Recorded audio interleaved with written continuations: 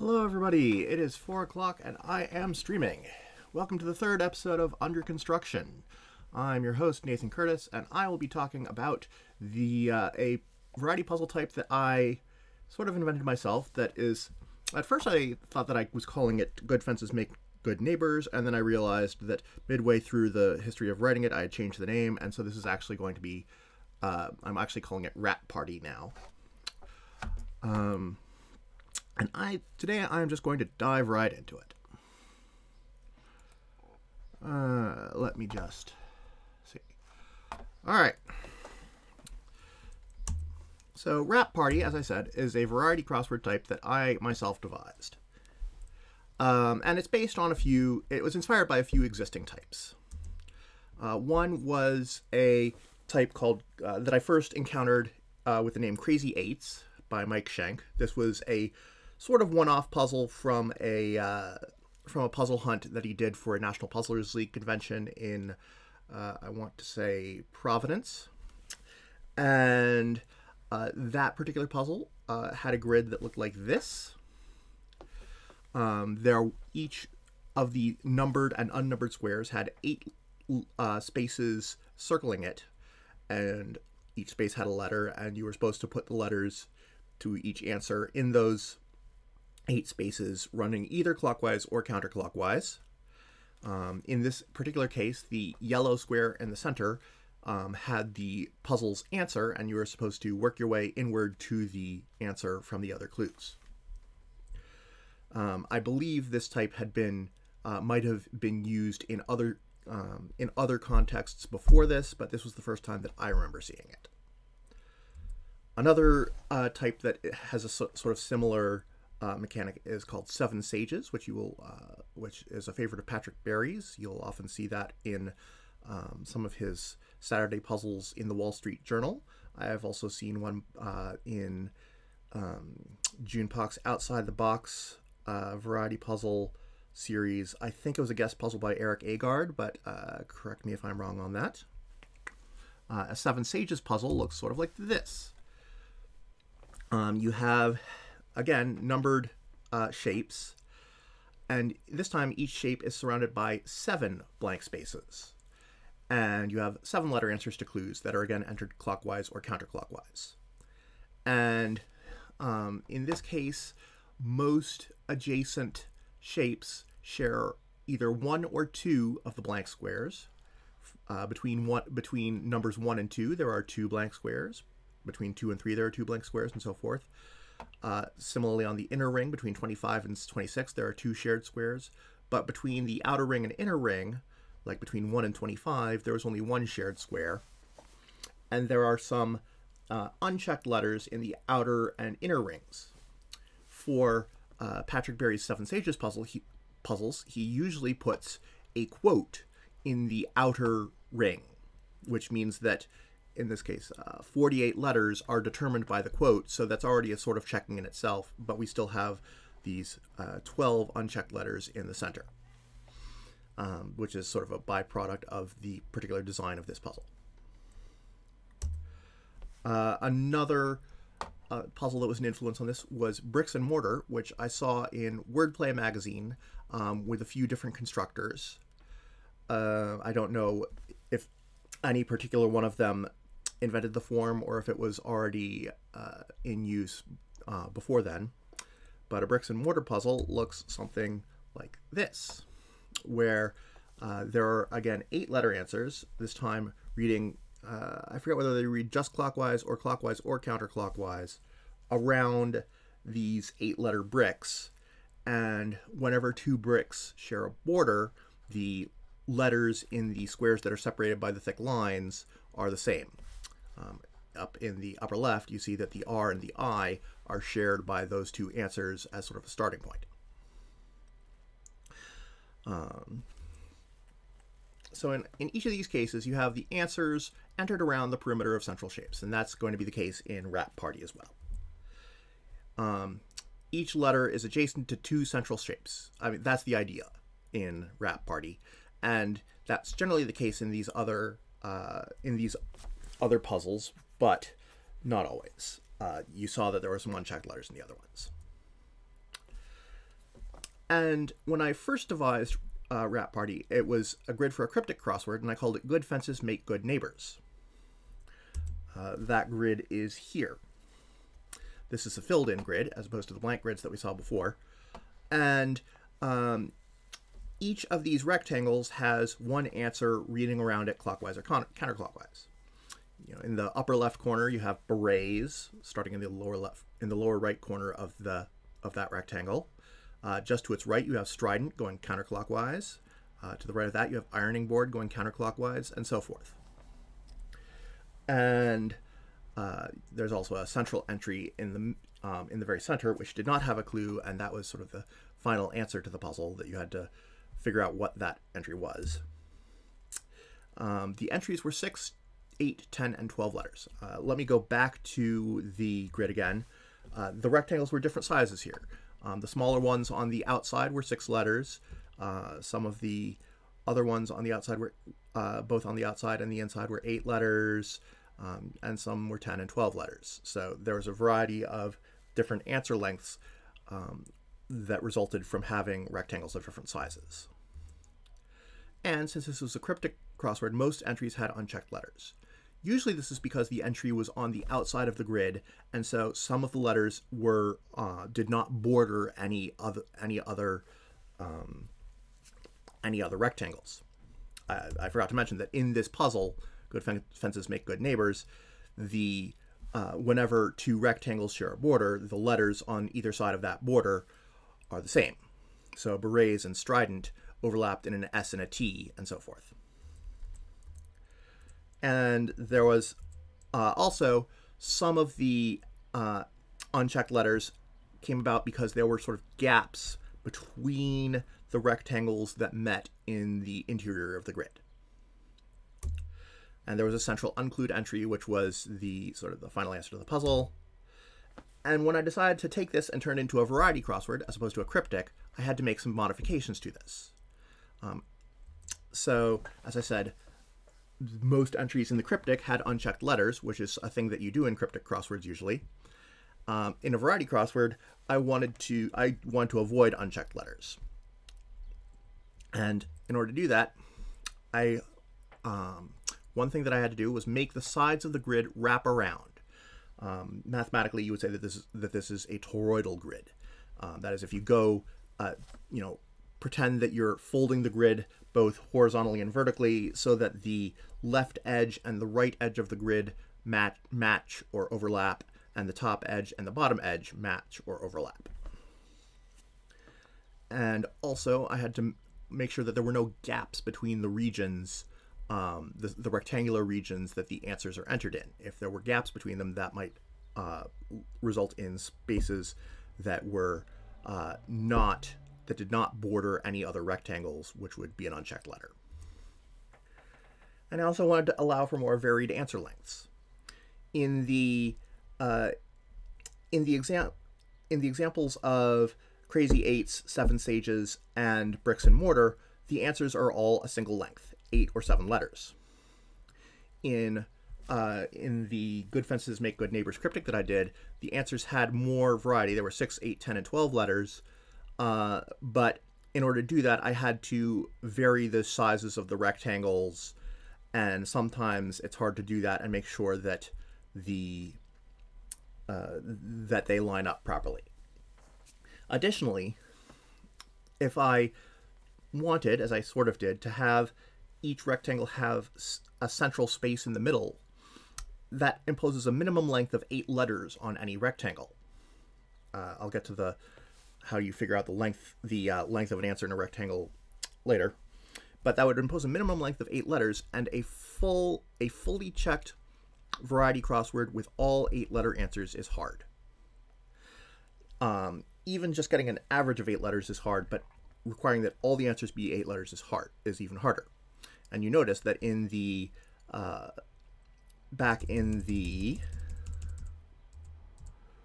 Crazy Eights puzzle, you have some full checking in the center, but in the outer edge, the letters don't have any checking at all. And you sort of work your way out, and if you had to make the letters outside check in a systematic way, I think even Mike Schenk would have had trouble filling this in. In Seven Sages, you have the quote on the outside, but you only have 7 letters, and 7-letter answers are easier to make work than 8-letter answers because there are more 7-letter answers in comparison. There are more 7-letter words in comparison to all the possible 7-letter strings than there are 8-letter words in comparison to all the 8-letter strings.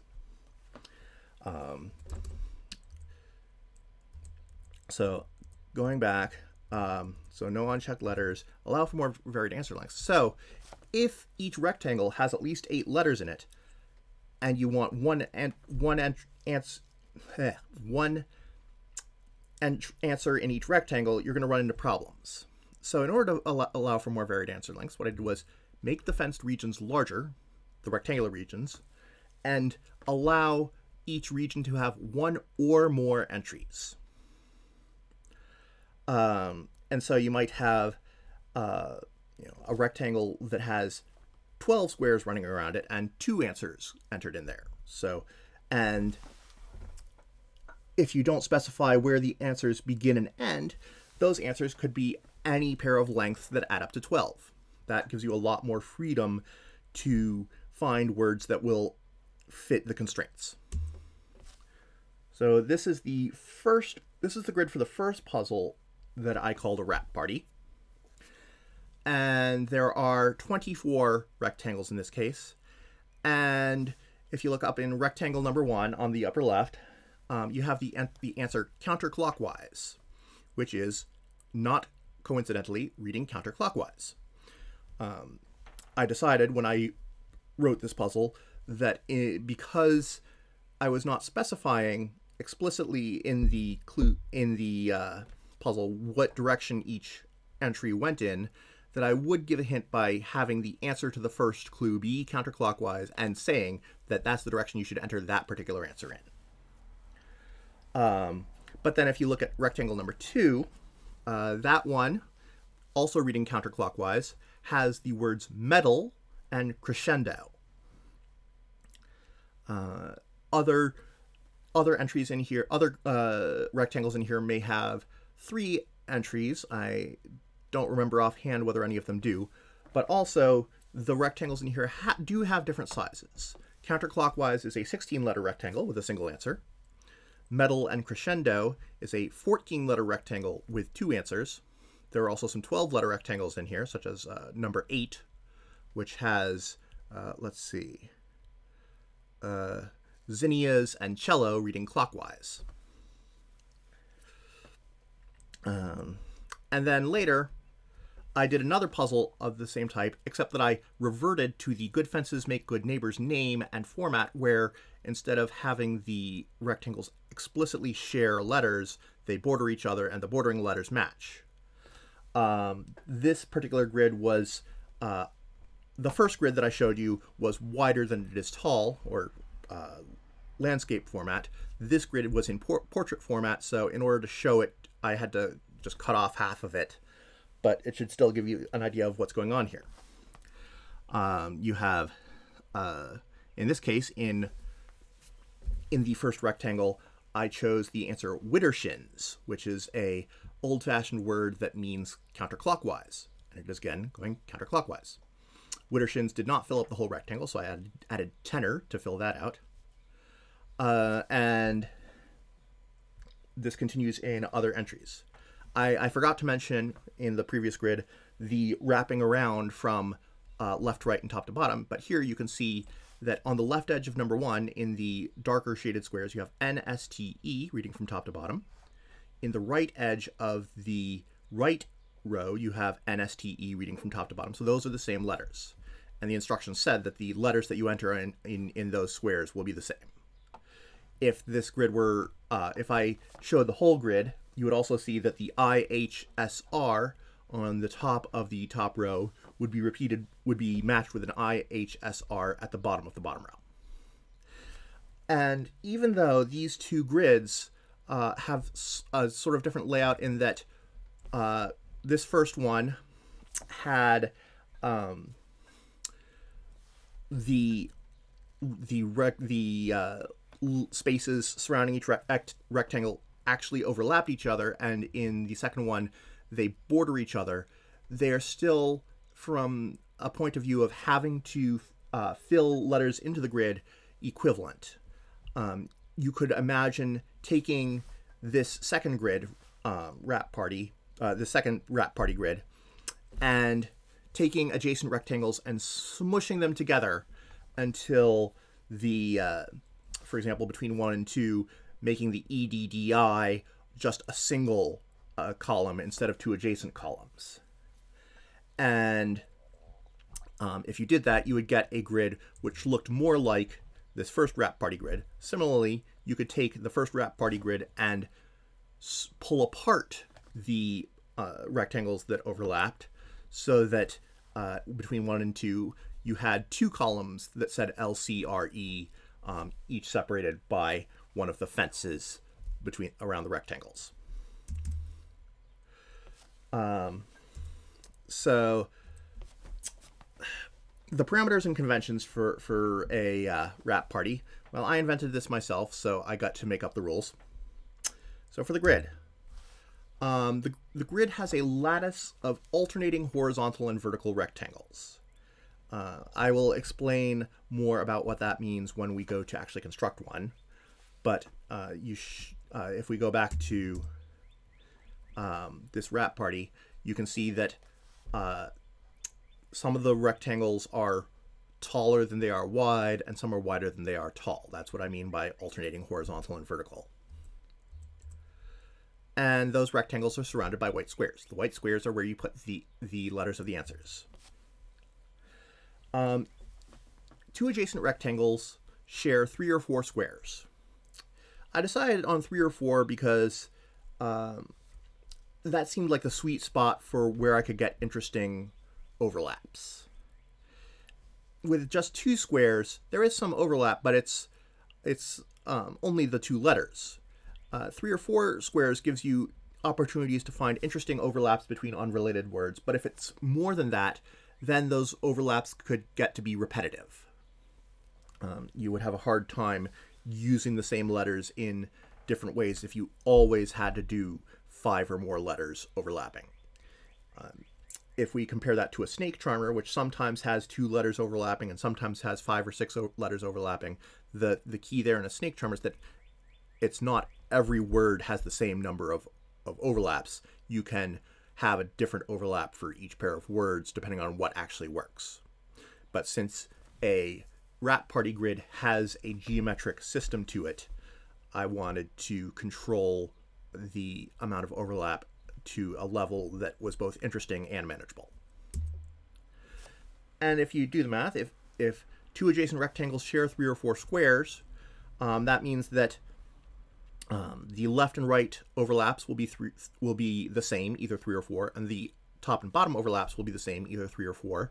And so the total perimeter of the rectangle is 12, 14, or 16 squares, which means that the answers that go around a single rectangle, whether it's one answer or more than one answer, must add up to 12, 14, or 16 letters, depending on the grid you've laid out. In order to make the left and right edges of the lattice match up properly, I want to have an even number of rows and an even number of columns in the lattice. If there were an odd number of rows or columns, then the pattern of the outer rows sticking out would not match on the 2 sides. You could still say that the letters are the same, but in terms of, for me, imagining rolling it up into a torus no longer works if the bulging patterns on the left and right and top and bottom don't match, and that requires an even number of rows and an even number of columns. Do a little bit of math, and you see that unless you have 2 rows or 2 columns, which just seems kind of small, you're going to probably have 16 or 24 rectangles in the lattice. You'll have at least 4 rows. You'll have at least 4 columns. I'm willing to go for 4 by 6. 6 by 6 would be nice for a larger, sort of a jumbo size variety grid. But for most puzzles that I want, of the size that I typically publish, I would tend to go with 24 4 by 6, but there's no reason that you can't do 16 4 by 4, which is what we're going to do today because I want to do a smaller grid. So one thing that tells you is that if you're doing the wrap party format, the total grid size is going to wind up being about somewhere between 14 and 18 squares on a side if you're doing 4 rows or columns, and between 20 and 26 if you're doing 6 rows or columns. That just tells you how much space the grid is going to take up. Not all of those letters will be filled, not all of those squares will be filled, because some of them will be the central rectangles, which don't contain letters. But that is basically how much space on the page a particular grid will take up. Answers are entered clockwise or counterclockwise around the perimeter of each rectangle.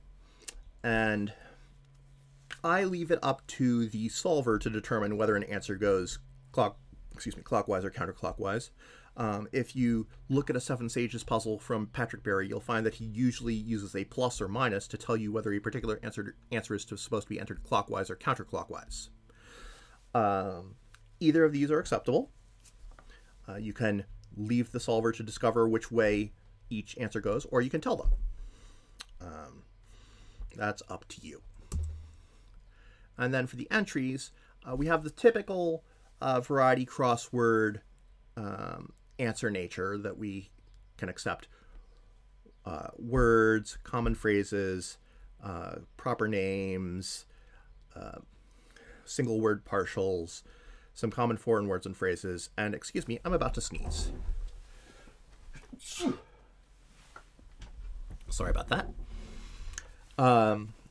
But for a wrap party, our minimum length, I'm going to say 4-letter minimum, because again, we want to get interesting overlaps between words, and 3-letter words,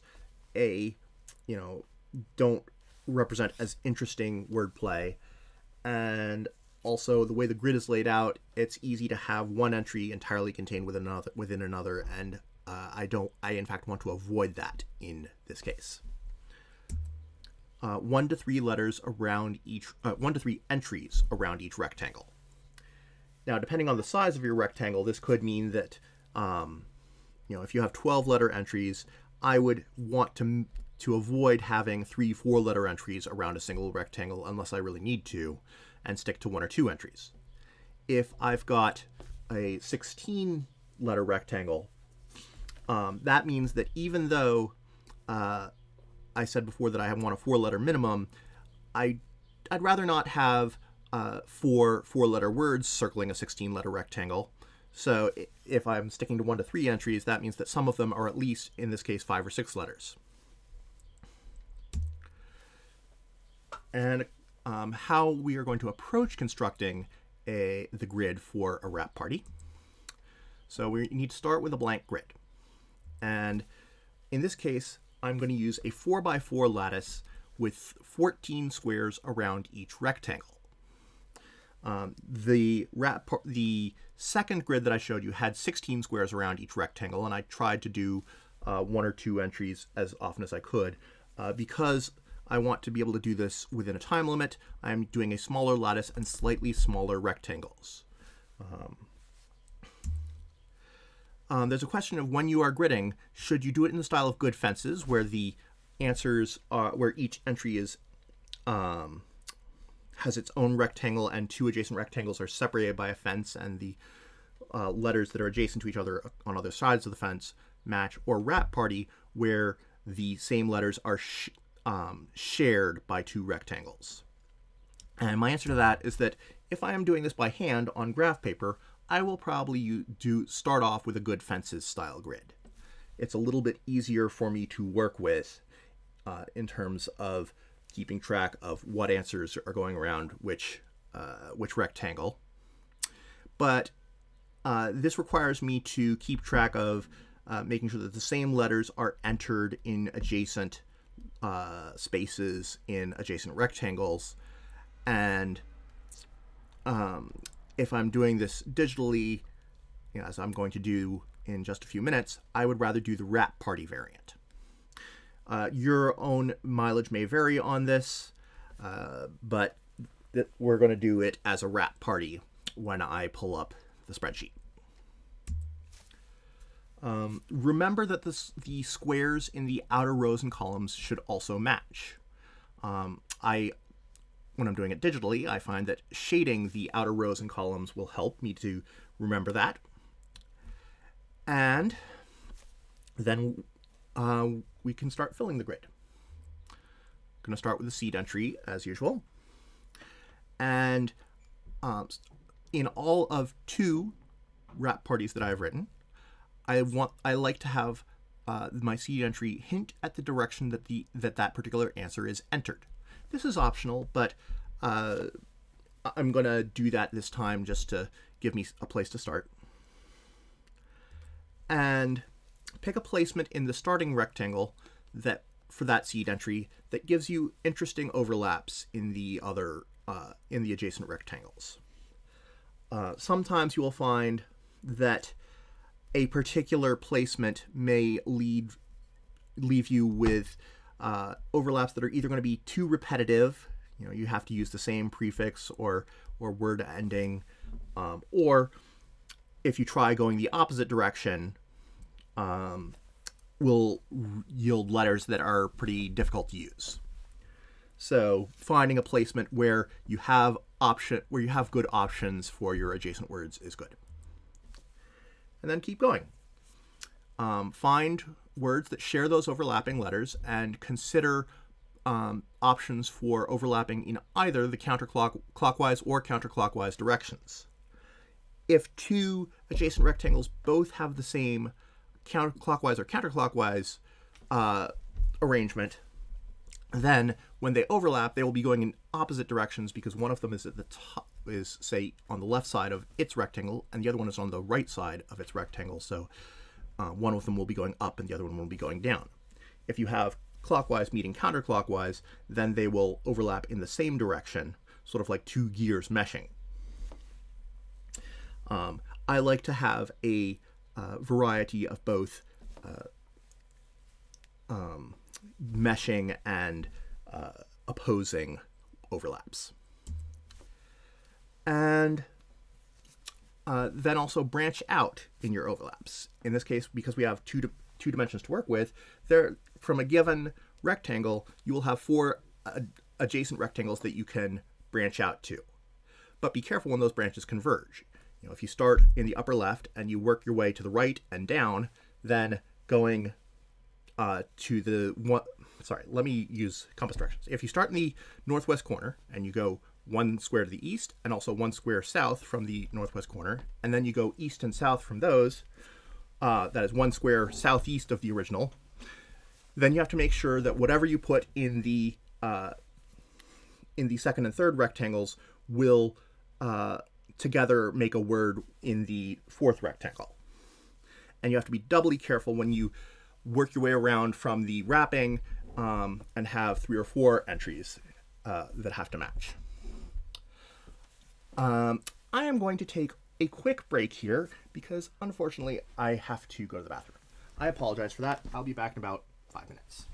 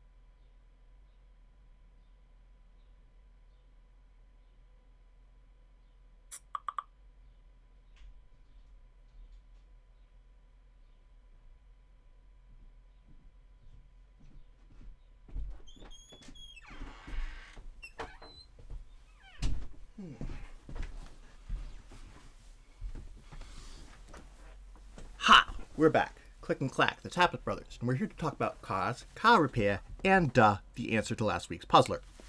Oh, wrong show. We're here to talk about wrap parties, and we're going to get on with the show. So that was the constructing strategy. Once we have filled in the grid, the things that we want to do to finish the hat, lay out the grid. In this case, this is a variety type that does not have, that would not be covered by most crossword software, but it is a rectangular grid based on squares. So, you can easily use a spreadsheet or table to do this. If you are using a spreadsheet or table, things you'll want to do is use merged cells to represent the center of each rectangle. This will help with aligning the grid numbers in particular. You'll want to fill those central rectangles in black or a dark shade and add the number in white text. Filling them in darkly will help to indicate that no, you don't put letters in there. And shade the matching rows and columns on the outside. You want at least two different shades, one to shade the matching rows and one to shade the matching columns. If you are going to do this in a graphics program, which you could, make a vector graphics grid, well, good luck to you. I'm not going to tell you how to do that. You can figure it out for yourself. I would not recommend it because the option of doing a spreadsheet or table in this case is, I think, easier and not going to produce much different results. Although, if you want to take the spreadsheet or table that you get and export it as a PDF or the like, and then put it into a graphics program to add shading, drop shadow, or other graphic options, that may be a way to go. Write the clues. As I said before, I like to hint at the direction of the starting entry in its clue if that is an option, but again, that is optional. Test and edit, as usual. Publish and submit. All right, that is the introduction to the wrap party. Now it is time to write one. Let me switch windows. All right. Here I have set up a template in Google Sheets for a wrap party grid. As I said, this one is 4 by 4, so 16 rectangles, and I have 14 squares around each rectangle. In order to do this,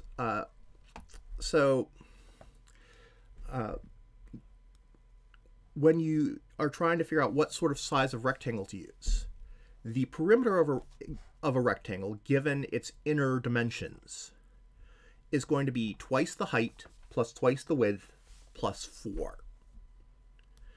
And that's because you have letters adjacent to the rectangle on both sides of the grid, the top and the bottom, and the left and the right, and the 4 squares in the corners. And so in this case, if we want 14 letters in our rectangles, our options are to have our rectangles be, well, we need the sum of the height and width to be 5. So we can either have a rectangle that is 1 by 4 or 3 by 2. Now we could also have 4 by 1 and 2 by 3 if we are talking about horizontal versus vertical. But in this case, you see that we have rectangles that are 4 wide and 1 high, alternating with rectangles that are 2 wide and 3 high. And we'll get it, I'll explain how that works in a little bit. And I have shaded in the top row and the bottom row and the left column and the right column as a reminder that those those rows and columns will have the same letters. Now you may be saying, well, why all this complicated offset? Wouldn't it be easier to just have a grid of rectangles that are all the same dimension, and it would be easier to generate and it would be easier to visualize? And I have a template for that here. This is an example of what such a grid might look like. And again, you might shade the left and right columns and the top and bottom rows. But if you look at what happens when you're actually trying to enter these, between 1 and 2, there are these 2 shared squares. Between 1 and 5, there are these 3 shared squares. But then in the corner, we have these squares that are shared by 4 different entries. This pink square is shared by rectangles 1, 2, 5, and 6. And in fact, any of those corners are going to be shared by 4 entries. And in fact, if we wrap the rows and columns, even the ones on the outer edges of the grid will be overchecked in this manner. So we'll have a lot of letters that are very overchecked. And while this isn't necessarily bad from a solving point of view, it gives you more information about crossing entries, makes it a little easier to solve. It is much more constrained for the constructor, and so I prefer to have the offset, which means that in this case, although 1 and 2 share 3 letters, 1 and 5 share 4 letters, 5 and 6 share 3 letters, and 2 and 6 share 4 letters, 1 and 6 and 2 and 5 don't share any letters because of the offset. And we can see that a little more of that in this template that I have colored in with different colors to show the specific parts of the grid. So if you look in the columns, if you look at the columns of rectangles, that is, the pink shaded entries are all 4 letters going horizontally. I shouldn't say entries. The pink squares are all 4 letters going horizontally. The first 2 are the top and bottom of 1, so they must be the same. The next 2 are the top and bottom of 5, they must be the same, and so forth. And the bottom of 13 is the top of 1 because of the wraparound, so all of these are the same length. Similarly with the columns, the light blue in the upper row of rectangles means that the all of these light blue columns must be the same length. And these lengths don't always have to be, although everything in that, all of the columns adjacent to rectangles 1, 2, 3, and 4 have to be the same length. They don't necessarily all have to be the same as the number of letters shared by the columns in 5, 6, 7, and 8. So if you do want to have rectangles that are different sizes, what you can do is stretch out some of the some of the rows or columns of this rectangular lattice. And you can also get a feeling for what I meant by alternating horizontal and vertical, in that in the first rectangle we have the 4 horizontal squares on either row of the rectangle are sort of bracketed by the 3 vertical squares in the columns. Those vertical squares stick out on either side, so in the next rectangle that is adjacent to it, those vertical squares, those need to be bracketed by the rows, whereas before the rows were bracketed by the columns. So the first one is kind of squat, the second one is taller, and this alternates. So that's a little bit about how the grid is set up, and you can hopefully use that information to be able to make your own grids of different sizes. And also, hopefully you get an idea of what I meant by having an even number of rows and columns in the grid. If we were to have cut this thing off at 3 rows instead of 3 rows and 3 columns instead of 4 rows and 4 columns, we would have had the matching squares in the columns would have looked like, I'm going to shade them all in, I'm going to shade them all in bold red. They would have looked something like this, and then out here,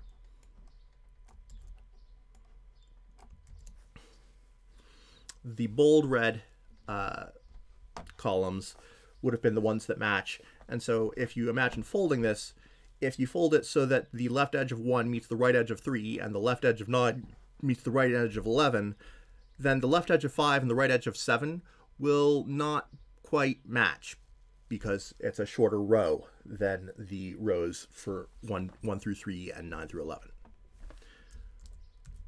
So we stick with an even number of rows and an even number of columns, and we can go to the actual grid. I decided to color this one because After looking at the one with all of the colors in it, I felt that the black and white grid was a little bland.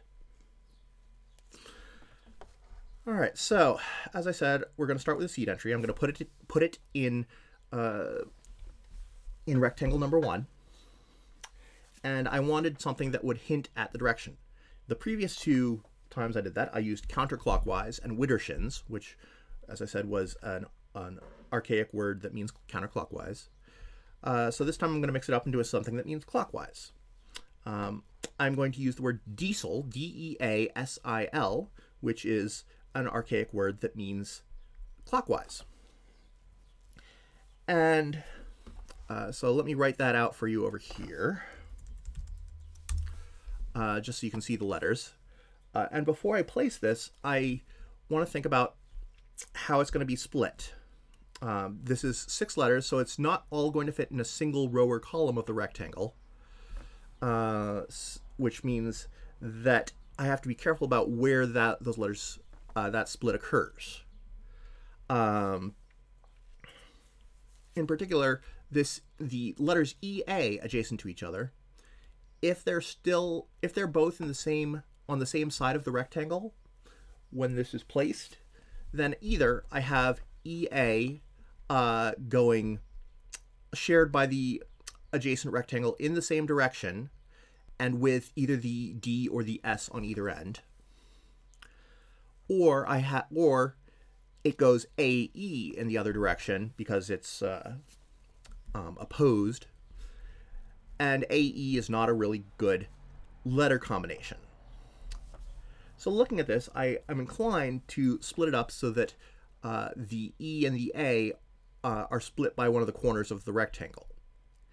And we have 3 letters going along going along the columns and 4 letters going along the rows, and we have 4 letters left over, ASIL, after we get rid of the DE. And I like the idea that ASIL backwards is Lisa, and that could be part of a longer name like Lisa Simpson, or it could just be by itself, possibly. So I am going to do just that. I'm going to put D and E, A-S-I-L, going clockwise. So I'm going to get rid of that now that we've placed this. And since these are in the shaded outer columns, actually, I'm going to change the placement of this. I'm going to put it on the opposite side of that rectangle so that we don't have to worry about that matching just yet. We will have to worry about matching the outer edges of the rectangles, but I'm going to put off that decision for that reckoning for now. So we have in now around rectangle 5, we have Lisa if we're going clockwise, and I want to go clockwise in this case because I liked the idea of putting Lisa in there, as opposed going the opposite direction in that particular row from Diesel. Excuse me. Lisa Simpson is 11 letters, and there are 14 letters in this rectangle, so I would have 3 letters left over, which is fewer than I want. So I want a shorter Lisa. I can think of a couple off the top of my head. I'm going to go to Nutramatic to see if it can suggest any others for me. I will just say Lisa A star. Go. Oh, hey. One thing that I forgot about with Nutramatic that hadn't come up in previous times is that the default option is to assume that spaces can be inserted anywhere.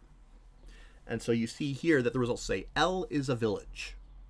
I have no idea what this is taken from. It presumably appeared in the text of some Wikipedia article. But that's clearly not what I want. So what I'm going to do is surround this whole thing in quotes, which means, in this case, don't put in a spaces unless I tell you to. Try again. Lisa and Lisa is Lisa Marie, Lisa Raymond, Lisa Stansfield, Lisa Schwartzbaum. I haven't heard of most of these Lisas. Lisa Kudrow, I have heard of her. Lisa Loeb, Lisa Simpson. Let's see. So Lisa Kudrow and Lisa Loeb I've heard of. They're pretty dated at this point, both rather 90s. Lisa Hannigan, Lisa. Are there really that few Lisas? I'm going to see what Google tells me as an autocomplete if I try to search for a Lisa. Lisa Bonet, Lisa Kudrow, Lisa Vanderpump. Lisa Vanderpump, in fact, is 14 letters. I might consider that. I presume she is from the... let's see. Yeah, Vanderpump Rules. That's what I was expecting. From the name. How many hits does she get? 5 million. That is a lot for a person's name. Well over my threshold. Even if I put the name in quotes to make sure that they appear in order, it's still over 1 million. That is sufficiently notable that I am okay with putting in Lisa Vanderpump as a single 14-letter entry around rectangle 5.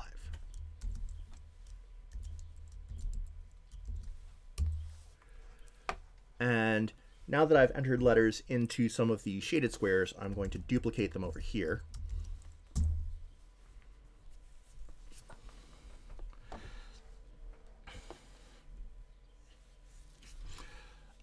And we can branch out in pretty much any direction we want at this point from what we currently have. If we look over here at rectangle 8 on the side, either it goes counterclockwise and we have UMP, which is okay as long as it's not a pump word, even if the actual derivation of Vanderpump is different from pump. I wouldn't want to have pump or pumpkin or something like that because it's a little too similar. Or you could have a break between the UM and the P, so something like sodium and then something ending in P, beginning with P. Or you go clockwise, in which case you pretty much have to have something ending in P and something beginning with MU. Unless it's a compound word that happens to have PMU in it, I'm not going to search for that right now. I think it's unlikely. And so that's one thing to look out for when we go over to 8. But I also notice that in rectangle 9, if we go clockwise again, we have PRED. That's a pretty good set of letters, and it immediately makes me think of predator. So I'm going to stick that in here.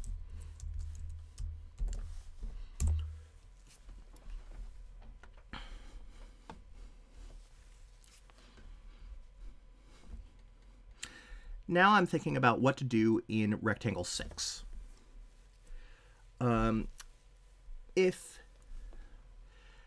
So we have, again, we can go either clockwise or counterclockwise. So far, everything's been clockwise, but that doesn't, as I said, I like to have some variation in that. If we were to go clockwise, we could have something that starts with NAV, like navy or naval, or the other kind of naval. Or we could have it as part of a larger word like knave, K-N-A-V-E. Or we could have van going the other way. In either of those cases, unless it starts with van, which I don't want to do because that's sort of, again, repeating the van of Vanderpump, even if it's a different sort of word. Or it ends in nav, which is not great. Unless it's one of those, this letter that I've just marked with a question mark is probably going to have to be a vowel because it either comes before V or after V, and V doesn't like other consonants very much, with a few exceptions like curve or shelves. So this is going to be a vowel, and that means that we're going to have more vowels around number 2. I don't want to put another A there because then we have DEA again, and it wouldn't look good the other way. But we might be able to do something with, say, with an E or an I. I don't like O or U that much. So E or I, we could have something like Ivanhoe or something else with Ivan going around it. Let's see. And in fact, thinking about that, I just came up with, I'm going to put Gallivant here. It's a fun word. And you now see that in 2, going clockwise, so Gallivant was going counterclockwise. Going clockwise around 2, we have allied, which is in itself a 6-letter word. So I'm going to say that that's a good overlap. Gallivant could be gallivanted or gallivanting, but if we go back to 10 now, now we have the squares that are shared by 6 and 10. If we were to have gallivanting or gallivanted, I think that would force us, if we put in gallivanting, gallivanting, well, A, that leaves only 2 letters left for the rest of that circle. That's too few. So even gallivanted would be too long. But also, even if it weren't too long for this particular rectangle, that sort of forces us to have, in rectangle 10, doesn't give us good options for going counterclockwise. So we would have clockwise, something ending like rotating. But the ing would be used as a gerund in both cases. And that's a sort of duplication that I would rather avoid. So we'll leave this as just gallivant, which means that the second part of 6, there's a word break right there. So we can focus on what we'll have for this TATO. And I keep looking at that, and every time I see it, I just think potato. So I'll put in potato, and it could be a specific phrase that has potato in it.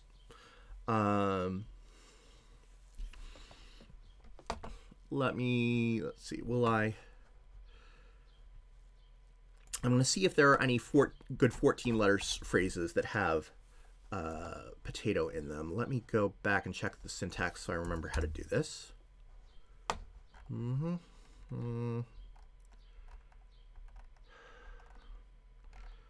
Okay, this is not going to be easy, but I will do... all right, so if it begins with potato, then we have 8 letters after it. So that's 8 A's. Let's see what it goes. Potato chip, sand, potato festival, potato famine. Potato pancakes is a decent word. And I think at this point, maybe potato donut. Yeah, we're not going to find... the best thing there is potato pancakes for a full 14-letter answer. Potato could come at the end. So let me 4, 5, 6, 7, 8 A's, potato, and see what that gives me. Oh, I forgot that it doesn't like it as much when you put the unknown letters at the beginning because of the particular way that it's configured. The Irish potato, which is clearly part of the Irish potato famine, which, yeah, I'm not using that. It's a multi-word partial anyway. Try even harder. The sweet potato, Colorado potato. Yeah, I'm not using any of those. So unless I use potato pancakes or maybe potato donut, let me just see. If I did potato pancakes, that probably wouldn't work out too well because we would have Pancakes. And now we have in rectangle 6, we have whatever fills in the rest of Gallivant is OPS blank blank. I don't like that. Also, I misspelled pancakes, but I'm going to be getting rid of it anyway, so it doesn't matter all that much. If we did potato donut, we would also have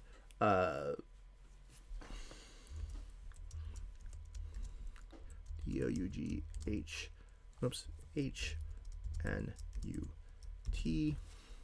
We have OPT, which could give us something like optic. But again, I'm not very thrilled with that. So going to get rid of that. And so we could just do a shorter word a shorter phrase that has potato in it, looking at the length, it would have to be 3 or 4 letters, or at most 4 letters in addition to potato. So if I do now in cot, because it's easier for me to do the length requirements, 6 to 10, star, potato, star. This is any word or any dictionary entry that is 6 to 10 letters long and has potato somewhere in it. Potato, potatoes, hot potato, which I was thinking of, potato chip, seed potato, and some other words that new potato. So I'm going to consider putting hot potato in because that's also the most fun entry out of those possibilities. And so now we have OPT. I can think of optic or opted. Optic is a better entry on its own, but then we run into the problem that we have ICG here, and so we're either ending in IC, which is probably going to be a similar sort of word to optic, or at least a similar suffix, or we're ending in G and beginning in CI going the other direction. Or it happens to have a GCI in the middle of it. I don't think that's going to happen again. But if we put in opted, we could have EDG as part of something like edge or ledge or a longer word like that. So I'm going to stick with opted, even though it's a little bit less interesting of an entry in comparison to optic. All right, so where am I going to go next? I have, at this point, I have lots of open spaces around here. Where else am I looking to have branches close off? Nothing terribly immediate. So I have, as I said, many options. So I'm going to maybe go ahead and put in something like knowledge or something with an edge. Again, I'm going to see if there are any good 14-letter words because I like having single words going around the rectangle when I can. Back to cot, star, edge, star. Those are not terribly good words. Disacknowledged, jack by the edge, knowledge boxes, and unacknowledged.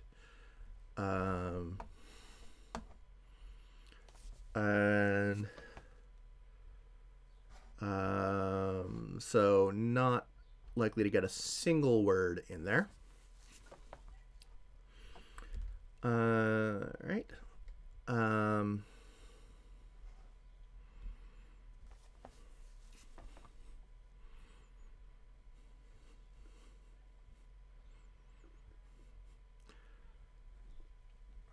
I started thinking about sledgehammer. That's 12 letters, but that means that sledgehammered is 14 letters. Is that... Can sledgehammer be used as a... It can be used as a verb, but it's not common that way. Only 71,000 hits for the past tense verb. So even though it's definitely inferable, I'm not going to go for sledgehammered.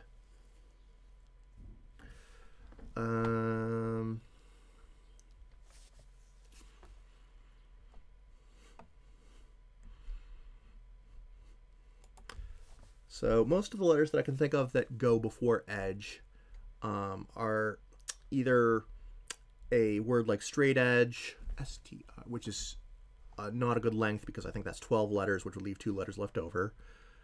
Knowledge has an L, sledge has an L. Other than things like straight edge and the shorter word hedge, everything that I can think of puts an L before the edge. So I'm going to put an L here.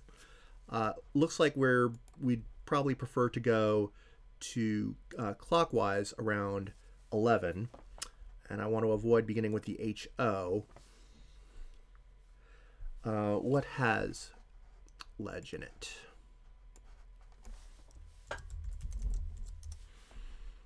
Other than just words with ledge. Ledge, fledge, pledge.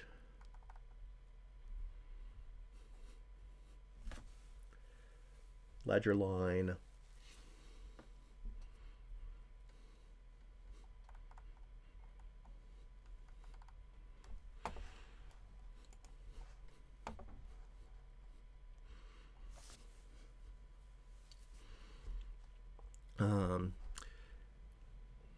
Now, all those various options, putting a P here, that would give us HOLP, not great. HOLF, not great. HOLS has Holstein, but, or holster. It could be upholster. Counting letters, that's 9 letters. 9 is fine. Or upholstery.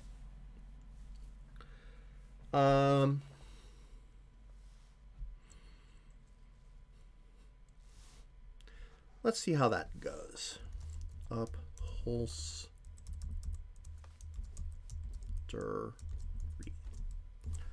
Which leaves us a 4-letter word to fill out 11. And in 7, we have sledge and something ending in ET. You know, that's 8 letters, so it could be 1 word or 2, but I would rather have it be a single word if we can.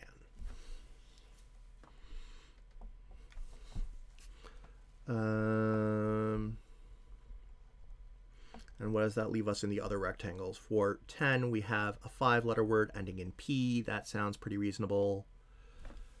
And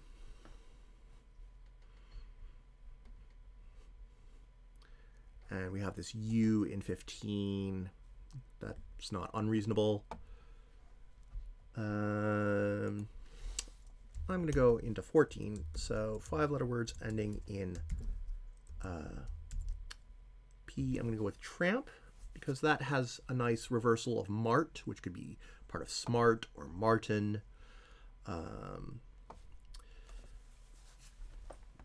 And again, I'm going to see if I have any 14-letter things that have mart in it. 14, star, mart, star. Martial artists. I'm surprised there's nothing that has smart in it, but maybe they're titles or something that is not going to show up in COT. I suppose I could expand my dictionary to the Union Dictionary, which I usually don't do.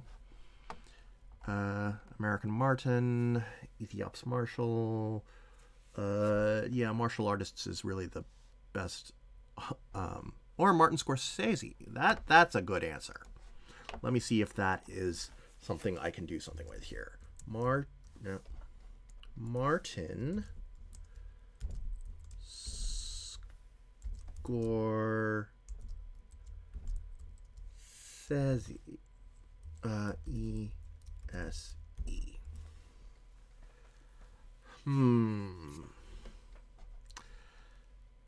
It's a lovely answer, but one thing that I'm worried about here is what I'm going to do in number 2, because I'm going to have the CORS going there as well. And if I have allied, as I currently do, that gives me, that means that I would have to have 1 letter before CORS going clockwise, and the only thing that I can think of for that is Scorsese, which is already in 14. Maybe it's not allied. Oh no, it is allied because of diesel. So unfortunately, Martin Scorsese will have to go. But it does make me think that maybe there are other Martins. So now I'm going to go over to Martin A. This time I'm not putting a space after Martin in case there's a Martina or other form of other similar name. Martin Scorsese. Martin Van Buren. Why doesn't CAT have Martin Van Buren? Martin Lawrence. Okay, Martin Van Buren and Martin Lawrence are both perfectly reasonable answers, and let me see if either of them could work here. Van Buren is sort of duplicating the Van and Vanderpump, and I'm pretty sure those are both the same root of Dutch or German for from. So I'm going to try Martin Lawrence first. C-E. That may cause an issue with 15 because CEU is not a great beginning of a word, and otherwise we would have to end in NCE unless it's somehow in the middle. But I'll get to that in a second. Let me just see what it does at the top in rectangle 2, AWRE. So, I mean, we could put Lawrence again, but again, that's a repetition. So let's see what we have for let's see, allied is 6 letters. We could have Mar as in Bryn Mawr and a 4-letter word starting with E. I hope I don't have to do that. Dot AWR 1 2 3 4. Law Radar Lawrence Navratsky. Not good there. AWR AAAA. Anything else? Lawrence. Is that a tennis player? I think it is. Let me look up however you pronounce WAWR RINKA. Stan. How do you pronounce that? Wawrinka. Okay, that's what I thought, but I wasn't sure. All right, a Swiss professional tennis player, world number 3. Okay, he has Grand Slam titles. Okay, so that's definitely notable enough. Let's. Oh, I forgot about the E. That doesn't work. Okay, so Martin Lawrence isn't going to work. I don't think Martin Van Buren is going to work either. So, sorry, Martin.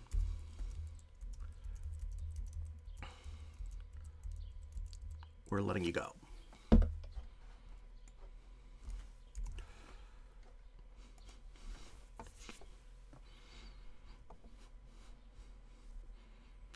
Still wonder if there's something that can be done with smart in as a 14-letter thing. 1 2 3 4 5 6 7 8 9. Smartphones and not a good phrase. Smartphone that still not a phrase. Smart constructs, smartest people.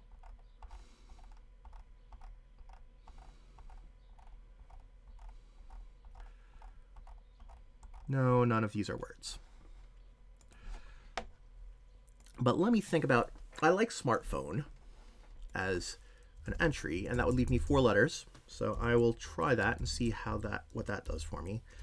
And now I'm looking at 13, and either we have something, if it goes counterclockwise, we have OHPR, not great. If we go clockwise, we have, I think it either ends in RP or RPH, and then the next thing begins with HO or O. Or it has RPHO in it, some kind of thing like morphology. I keep trying to find 14-letter words. This might get me in trouble.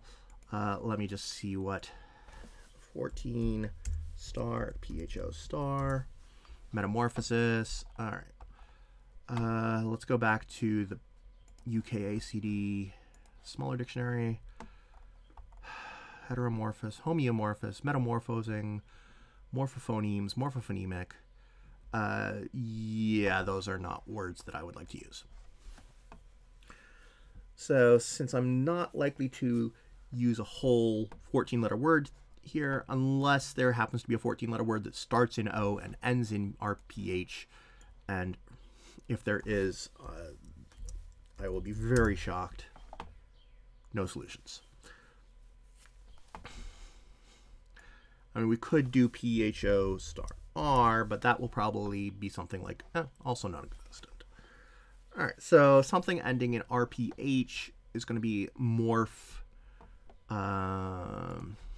What ends in RPH that isn't morph? Or something that uses morph? Maybe nothing.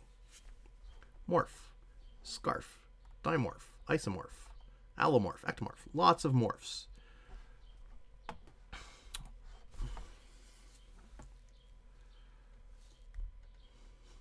Alright, would it...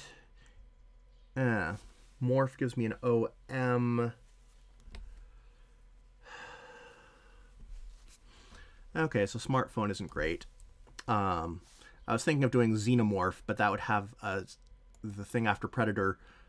Oh, if there is a 6-letter word that starts with O-N-O, I'm totally doing xenomorph, because then it is alien versus predator. O-N-O ... Nothing. O-N-O. On over, Ono. What's Onofre? That must be another name. It sounds familiar. Onore, Onolan, Onogur, Onupgo. Alright, I'm going to look up Onofre, see what that is. San Onofre, Onufrius.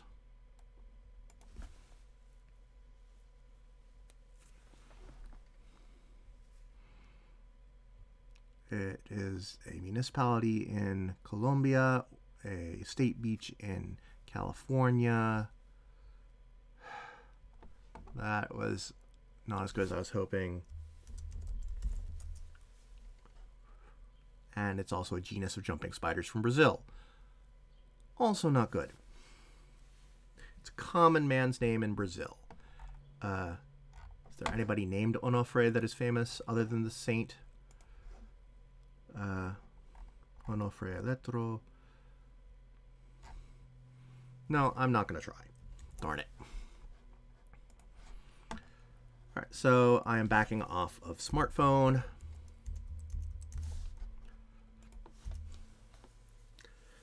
Alright, if I still go with smart here, what are some other good smart phrases that are between 5 and 10 letters long? Smart star. Smart card for Subway. Let's see, Smart Alec, Smart Bomb. What is the preferred what is the more common spelling of Smart Alec? All right, Google suggests that. Smart Alec. Let me go to Merriam-Webster. I'm sure it will tell me that both are acceptable, but one is a variant of the other. Less commonly, Smart Alec without a K. All right, let's see if that works. Smart A L E. That's not the direction I want to go in. That's a 13. E C K.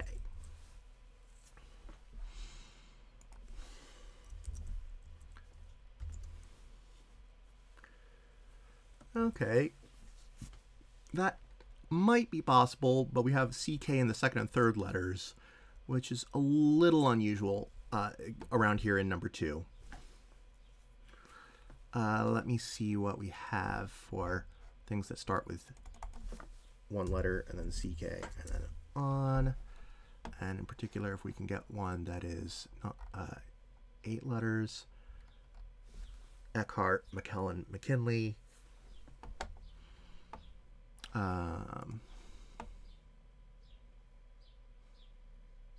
You know, I'm willing to try McKinley. So let's go here. McKin.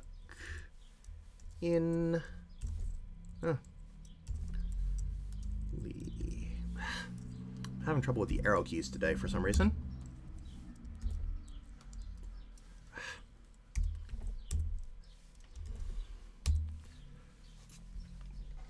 All right, and that puts an in over here in 14. That's not bad. Let's see, 13 has R-A-L-E or E-L-A-R. Those both look fine. 3 has E-Y-E-L now, which I like for something like eyeliner.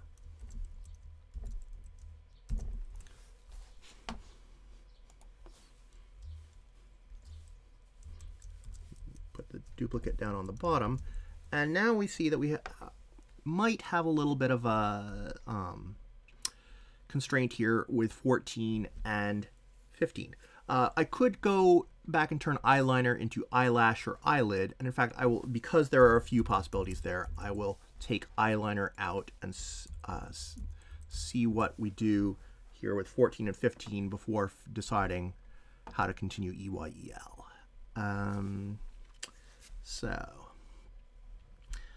All right, IN and 2 letters. There's into, Inca, Indie,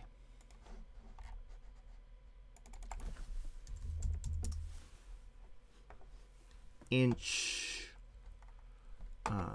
Let's see, what do I want it to mean? So I want it to match up with US. If it's inch, I could have something ending in USH and then something beginning with C. That's good. And I think that will actually do well for something like eyelash or eyelashes. And then I can put down here something ending in UCH and something beginning with CASHEW.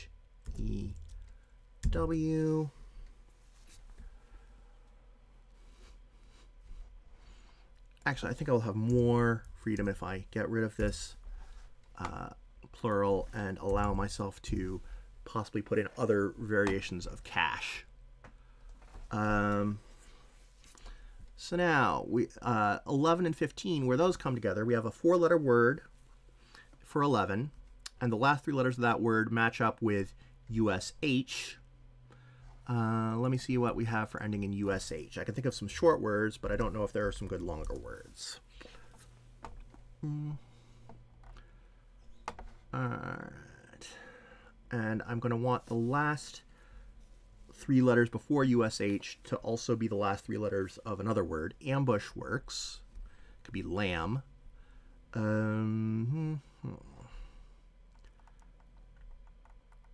I don't think most of the other words in here will do what I wanted them to. So I'm going to try ambush. A-M-B. And lamb, possibly jam, but lamb is nice because it gives us an L-Y. Let's see, cash. So 4 letters starting with cash. There's cashmere, like a cashmere sweater. Anything else that begins with cash and has 4 letters? Cash card, cash cows, cash crop, cashiers, cashmere, cash flow. Cash flow also is promising. I will start with cashmere. So we have an M up here.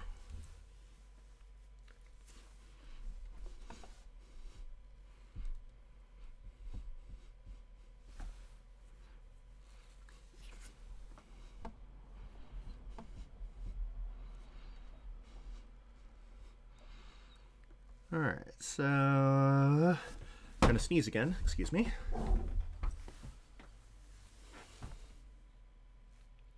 What? I'm not gonna sneeze? That's disappointing. Anyway, so returning to the puzzle, around 12. LYR looks like it could be lyrical or lyricist or something like that. Lyrical gives me lump for 8, and then something ending in ICA, which could be America, but that would give me something that wouldn't be nice to end in. That would give me MERETS, possibly. What else do we have here that ends in ICA?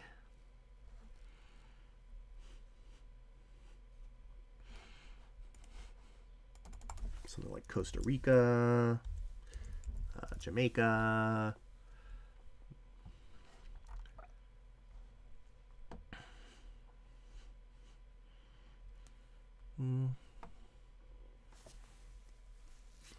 Heroica, erotica.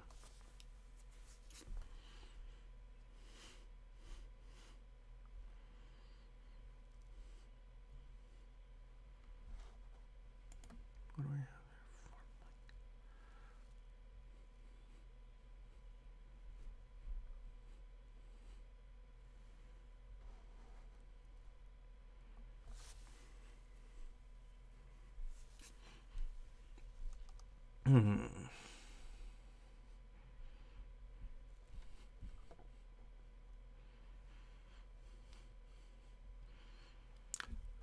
Let's see what else we can do here with going back to the Ica words. Formica, Jessica, replica, Corsica, Angelica, Basilica,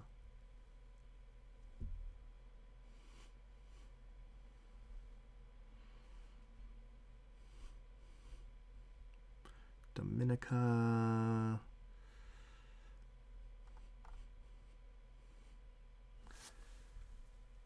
harmonica. Let me just see if there's, all right, so A equals 3. So what I want to do is see if I can find 3 letters here between 7 and 8 that will give me something that can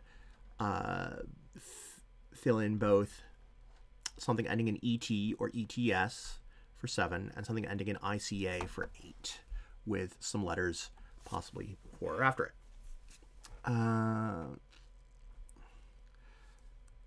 Let's see. B equals 2 or 3. B-A-E-T. Star A Ica. Search.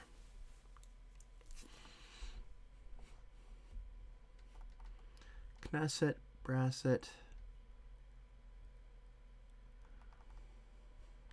Veronica, Baronet and Coronet, Internet and or Cabernet and Guernica,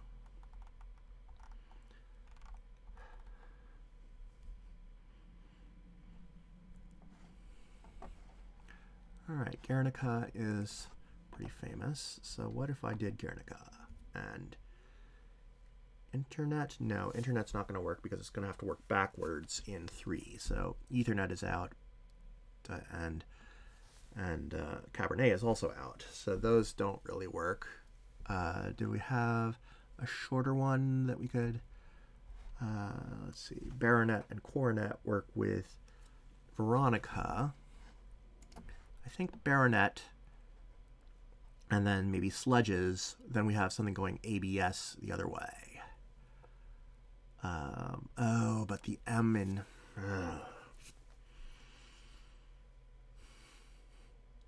So if I put Baronet here, B-A-R-O-N, and Ledges here, the problem is we have a 7-letter word that ends in ABS and currently has an M in it. I'm going to see if I can...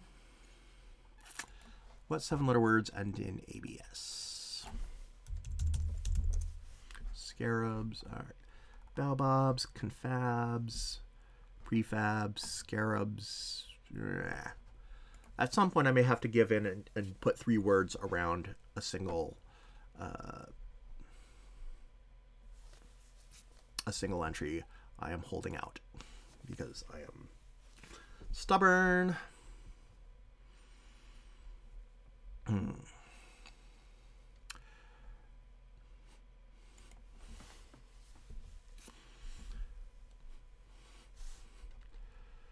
All right, so maybe lyrical isn't the thing to do here. Maybe that was getting me in trouble, so I'll back out of there. I could use ly as the ending of a word, as an adverb or something like that. That seems fine. And so what would go ly? Lots of things, and they could go with either re or er, depending on which way they go around 16. I'll leave that open and think about what I should do somewhere else.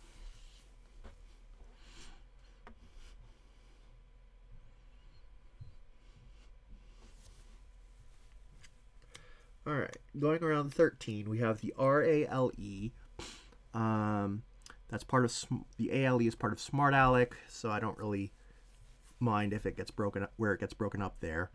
It could be either RALE or ELAR. RAL is a good ending for some adjectives. It could be E and then LAR going the other way. All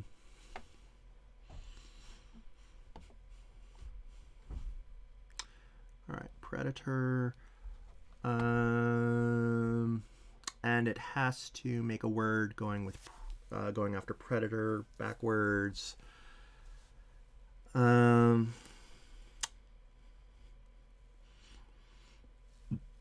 Excuse me. I'm gonna see what I can find for words ending in RAL, and I want the letters before RAL to make something backwards, but I'm not going to do an equation search just yet. Just straight.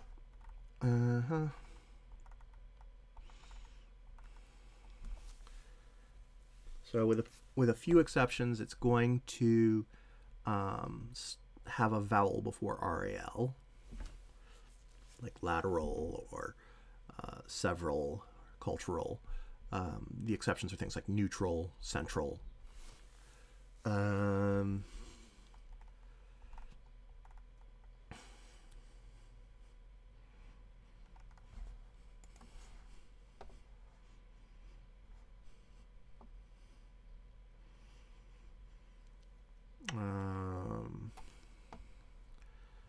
So now I'm going to go, well, let's see, if we go for 6 letters or longer, corral is a nice one that doesn't give me a vowel to start. And that would give me rocket or something else starting with ROC next to predator.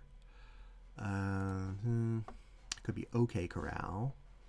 And the OK is part of 16, but I wouldn't want to force that just yet. Is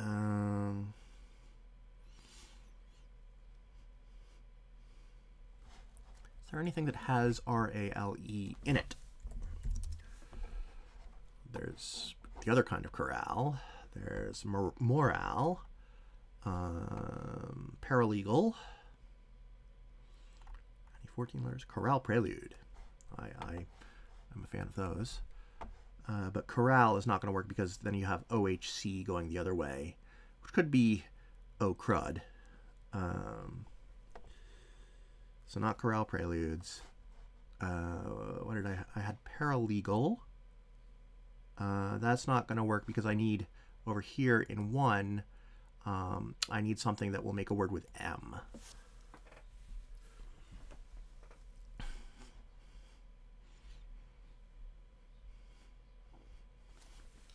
So this is one of those places where a lot of the existing branches are converging. In fact, we have the letters that are already in place from 14. We have letters that have to match up with 19 and 1 around 13. So maybe we should devote our attention here because that is where we are starting to feel some constraints. So it still is a matter of figuring out where to divide the words in 13 before I do a lot of specific searching in COT.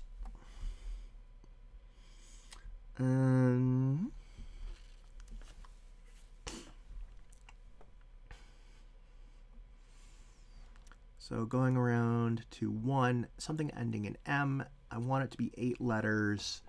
So we have 4 letters that are shared between 1 and 13. They have to be the end of an 8-letter word that ends in M. And depending on what direction I'm going around 13, it either starts a word that goes LE backwards, or it ends a word that goes EL forwards.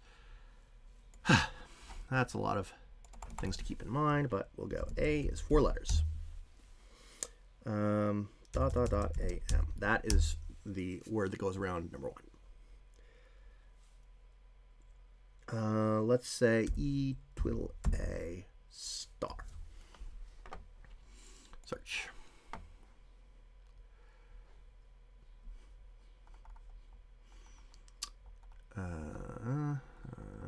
Uncle Sam, and easel, and a lot of things that I just don't like. So if I go the other direction, or if we put an L before it, maybe that gives me more options. Lucite, Leaseland. Those are not good either. So go the other direction. A, E, L.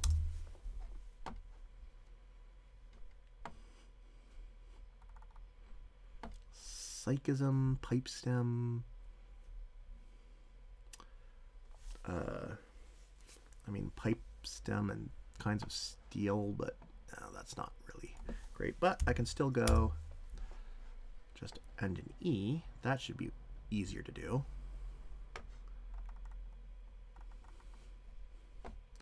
Altruism. Oh gosh, there's a lot of entries here. I see. Oh, let me see. How long do I want the other word to be? Let's look here.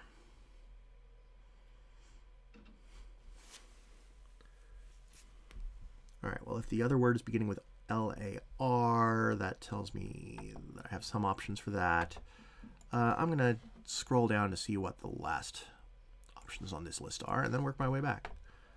Search terminated early because there are so many possible answers. This might be difficult to navigate, but I like platinum and continue. Because that gives me a C-O-N, which is a nice set of letters, and P-L-A. Those both seem like nice set of letters.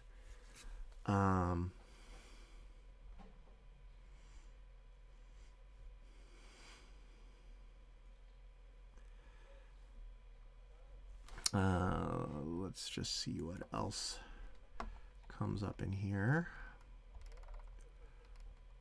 Paganism, organism. Okay, so we're going to have lots of words that end in ISM and ISE because this is a British dictionary. Lukewarm and something ending in where. But L-U-K is not a great set of letters.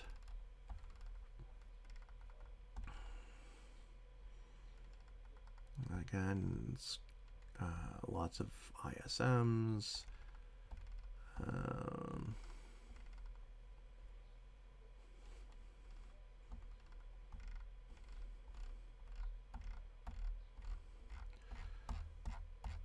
Okay, you know what? I am going to say that A is... Okay, one option that you have, instead of specifying the length of an unknown string, is to say what form it can take. So I'm going to say that it's four letters, but the last letter is not S, because I'm sick of these British ISE endings. So 1, 2, 3, not S. I put it in parentheses because if I don't put it in parentheses, it assumes that that four-letter string is itself a word. Putting it in parentheses says this is just a string. It's not necessarily a word. Let me try this again.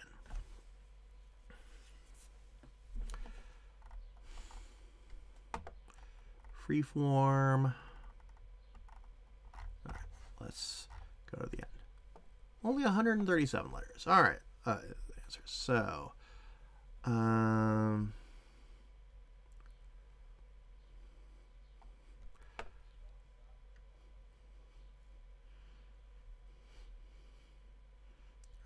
we're not going to get a 14-letter answer in there. So let's go back a little bit until we're at 10-letter and shorter.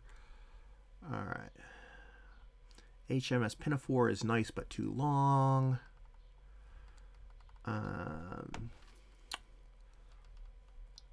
Reaffirm, line of fire. Ball of fire.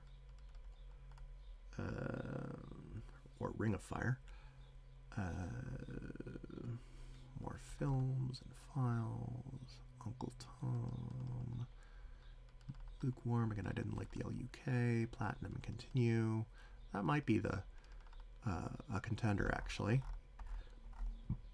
What was the other one I liked? It was back here.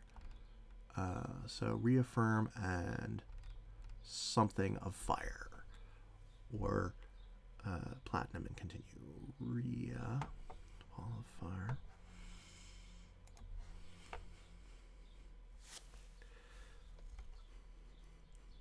All right, let's go with REA. I'm going to go with something that gives me a nice multiple word phrase around here.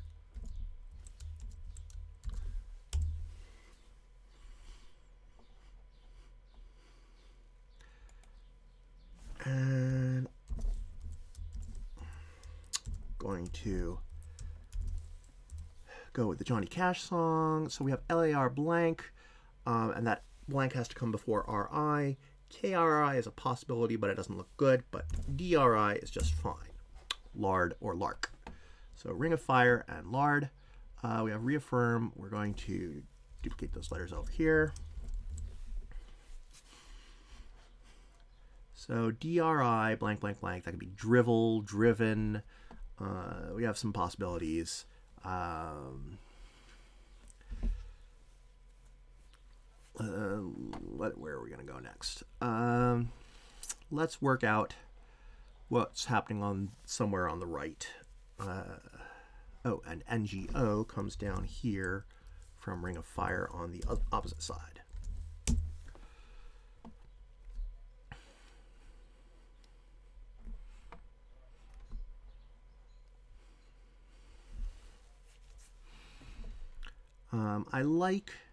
I would want to break up the NGO on the right-hand side in a different way from what I have on the left-hand side. So possibly doing GO, something ending in ER, and then something that is E ending in N. Let's see if we have options for that. So 8 letters, it's going to be GO, 1, 2, 3, 4, ER. Goes over go-getter, gossamer.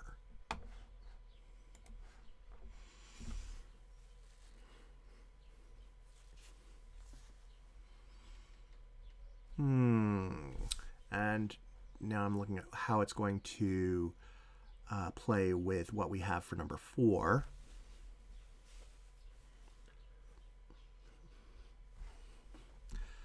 I'm going to try, what was it, gossamer.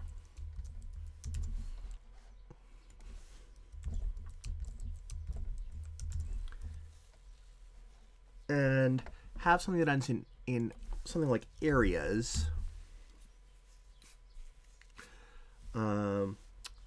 Are there any phrases that end in areas? There's rest areas. And I have a nice PA here, which is a good beginning of a word. Any possible phrases ending in area? Gray area, service area, penalty area.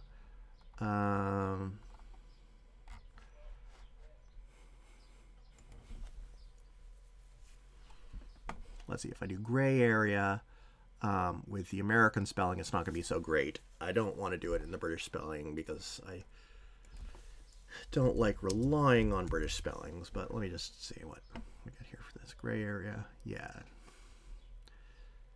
Ill-defined, where was I? Over here.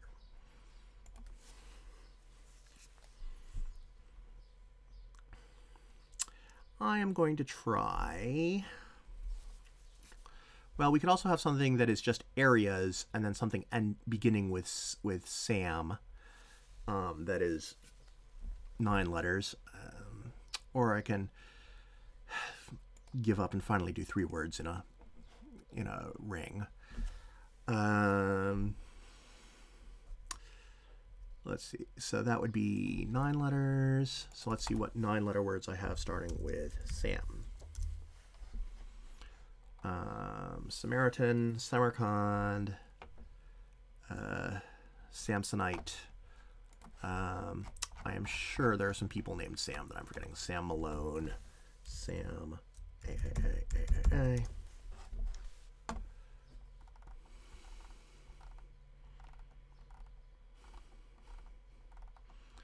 Samuelson.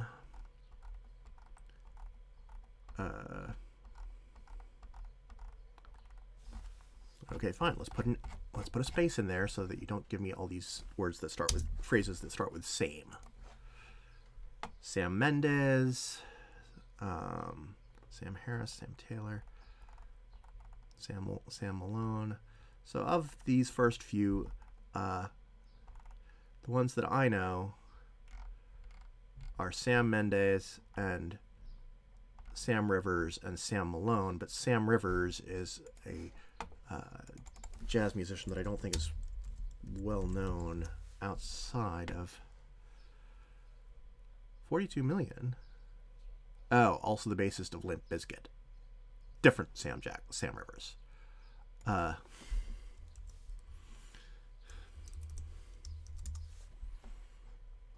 Yeah, only 306,000 when it's just the name Sam Rivers. So not notable enough, and apologies to both Sam Rivers, the jazz saxophonist, and Sam Rivers, the bassist of Limp Bizkit, but you don't make the cut. So that would leave me with Sam Mendes or Sam Malone. Neither of those work because we have an M here from Kashmir in number 3, and so we really want a vowel coming after that. So something like Samaritan works. Let me see what Samaritan does. Samaritan.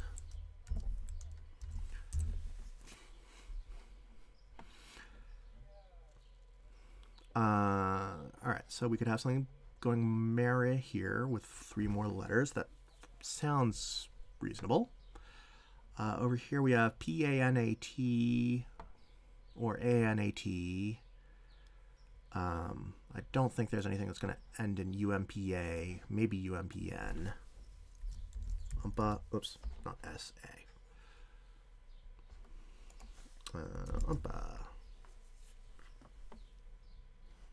Nothing for umpa. Nothing for umpan. So, do we have anything that begins... There's like Panatella or something like that. What is that called? Panatella. And Panathenaean.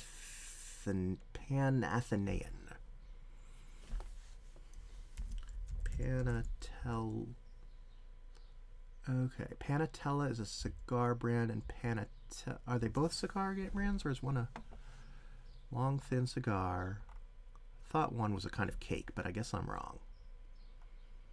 And it's usually with 1 L.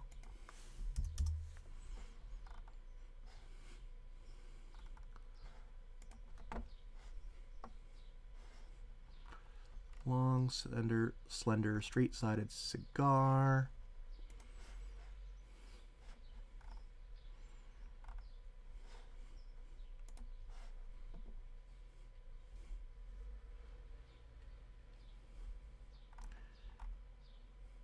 Yeah, I might be able to do Panatella.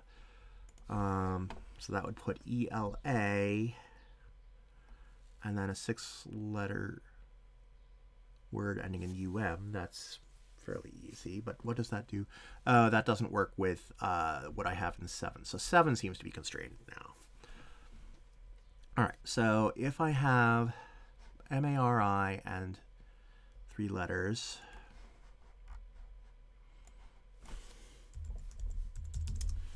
What am I going to get?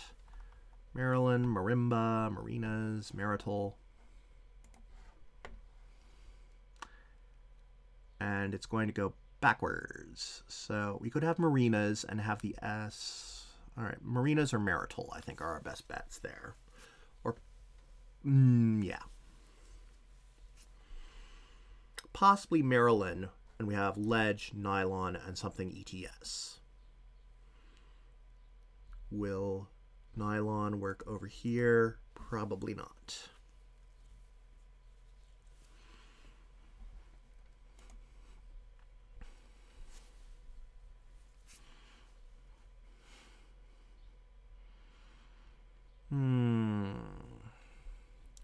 What were my other options for? I had Samarkand, which is going to put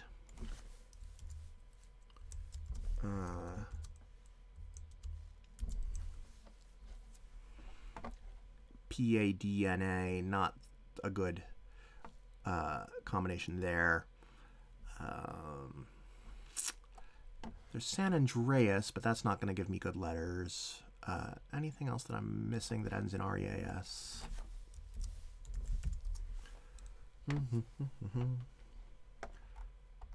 Boreas, Centaurus. Nah, no. I mean, Boreas is the personification of the North Wind, I think. But that's not good letters going with 8. I could do rest areas, which would give me Pats going around 8. And then a 5-letter word beginning with SAM. I don't know if... Oh, there's Samoa. But that's not so great. Let me see what else I have for SAM ... if I have just rest area. Samoa, and I want it to be... No, that's not good. All right, so I guess this is the point at which I say, oh, I need to put three words around one of my rectangles. So I will go back to maybe Samaritan. ITAN.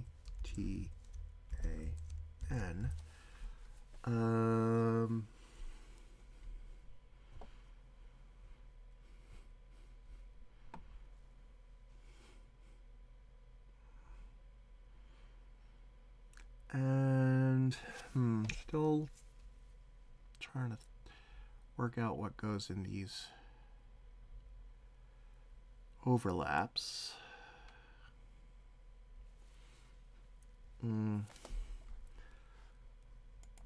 Now we're going to have areas. Let's go with something boring like same here, or possibly Samoa. Samoa is a little less boring. And then, so we have something that goes with MOA.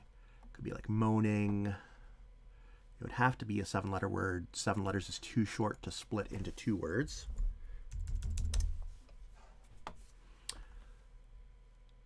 Moaning is really the only good one there, or Moabite, but I am not too fond of that. So same would give us more options for a 7-letter word. So we go to that. Same. And then I wonder if there's anything that has umpa in the middle. Nothing ended with umpa, but that doesn't mean that it's not the middle word. Jump at, jumpable, stumpage, pump action, vacuum packed. Not crazy about any of those.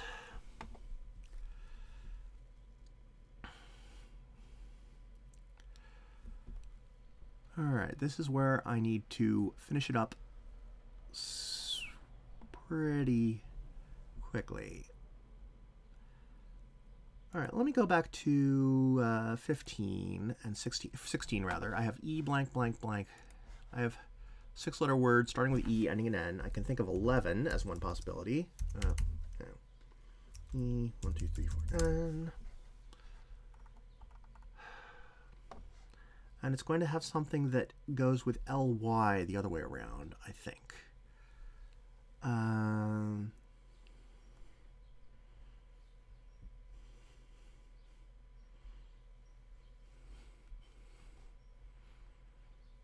of these look terribly promising for what I want to do, unless I have Edison and idly.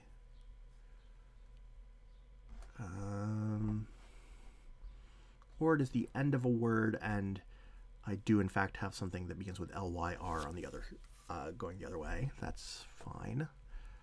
In that case, I still don't see anything that I would like to have being the end of a word.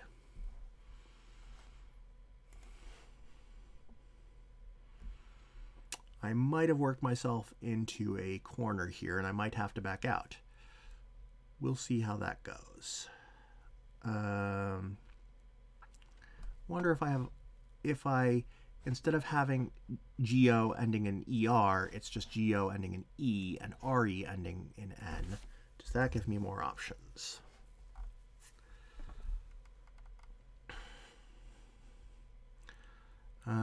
Refrain, regimen, relearn, repo man, retaken.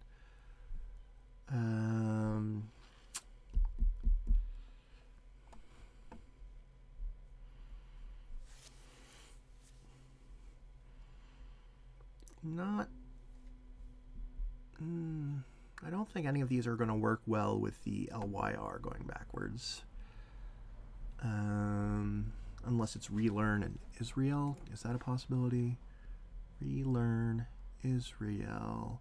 Oh no, that's going to present a problem over in number 9. Whew.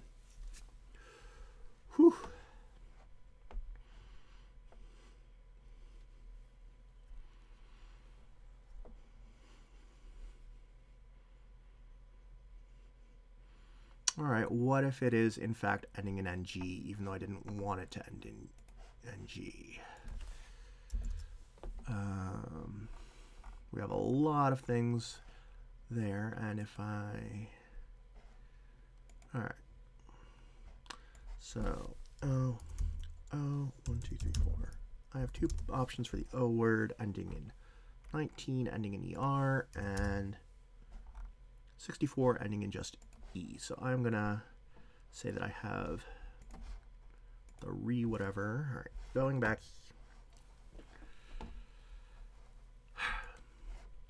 All right, so I'm going to redo 16.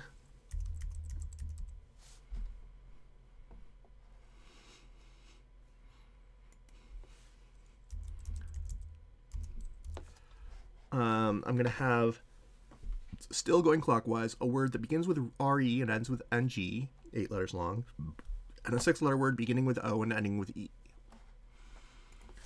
And so let's see what we had for the 8-letter word. Let's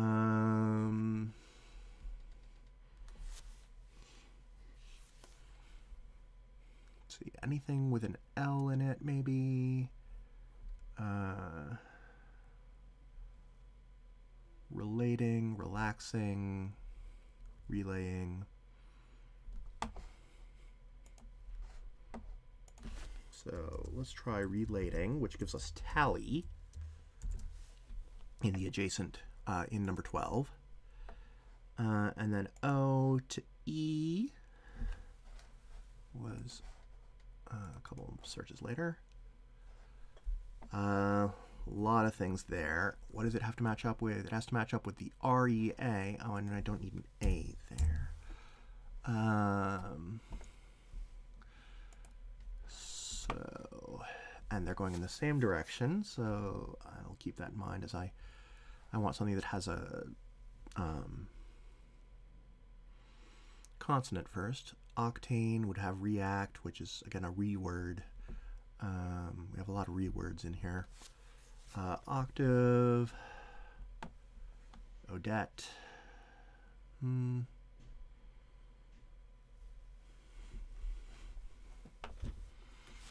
O'Toole, or else, orgone, oriole, ornate. Ornate could give us earn. Old age.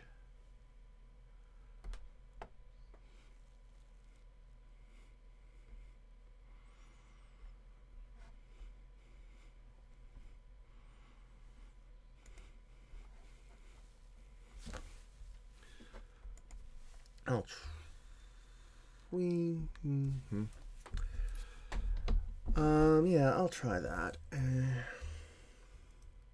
What was it? Ornate. Have earn or rear. And ornate down here.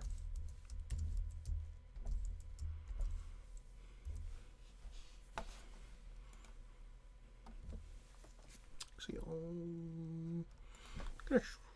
let's try old age instead. Something ending in real. And then we have up here, if this ends in real, then goes DAG something. Again, we want a vowel in there, which might be too restrictive. Vowel. Dago, Dagobah. I assume that means something other than the planet in Star Wars. Daguerreotype is way too long. All right, unfortunately, I need to take another quick break. I will be back in another 5 minutes, and hopefully we can finish this up in not too much time. Don't go too far.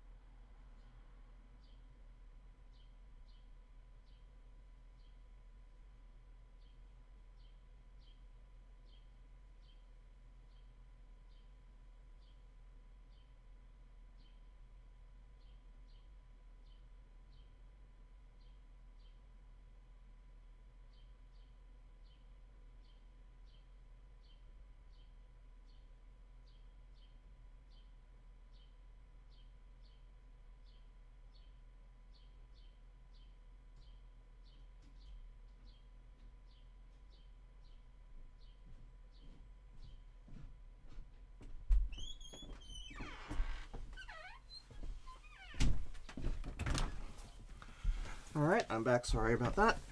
Thank you for waiting. So it looks like DAG, old age, is not going to work. Let's get rid of that. If I had...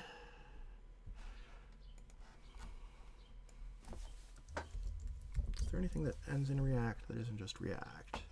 Probably like abreact. Yeah, overreact. No.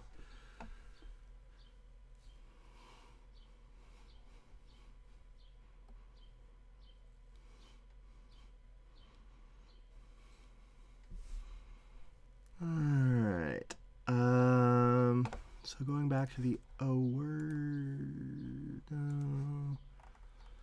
All right. Ornate is still a possibility. Oppose. That looks better. Because then we have something ending in reap. Like, say, reap. Oracle, orange. I like orange as well.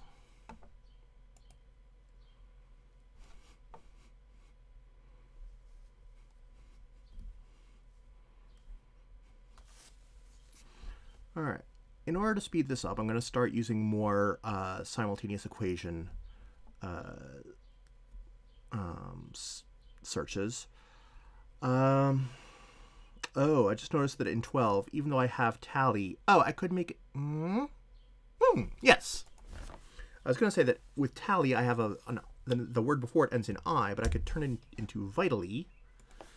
Put a V here, and then I can have, there are several possibilities for filling in driv blank. It could be drives, driver, drivel, driven. So we have possible letters to go there. Vitally, and then R. It's a 7-letter word, so I can't break it up. So let's. All right. Let's do an equation there. A equals 4. What was it? R, A. And then we had, what was it? Drivel, driven, driver, drivers, LNRS, E, and anything AUM. Search.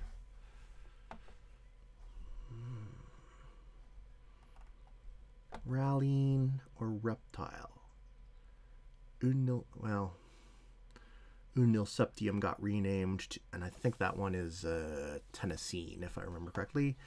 I don't know if rallying is anything reasonable.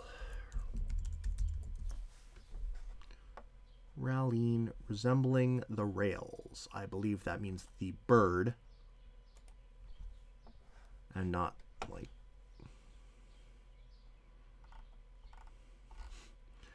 Yeah, that's not a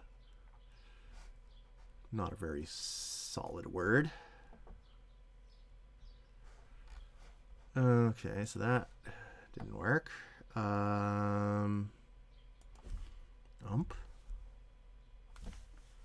Search.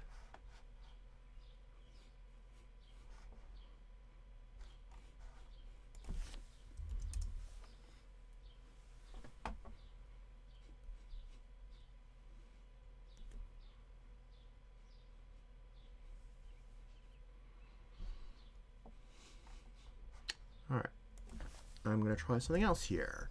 What if it's 2 strings and goes like that? Oh, whoops. I need to correct that search. All right, what I'm searching for now is 4 letters that go in between 8 and 12, and it makes a whole word in 12, and part of it makes a word with UMP in 8. Search for that.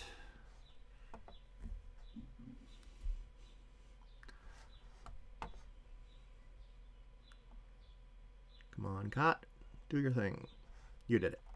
All right, so there's things that end in B. What's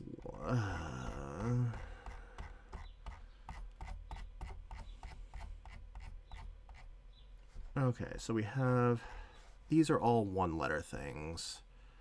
Let me say that A is at least 2 letters first. A equals 2. I suspect that will cut down on the results a lot, and then I can go back and look at the 1-letter results. Oh, there's only one possibility for that. Reverse and erumpent. Erumpent, that's, I remember that being a word in Harry Potter. Bursting forth or through a surface. Oh, I see. Oh, it's a creature in fantastic beasts and where to find them, I see.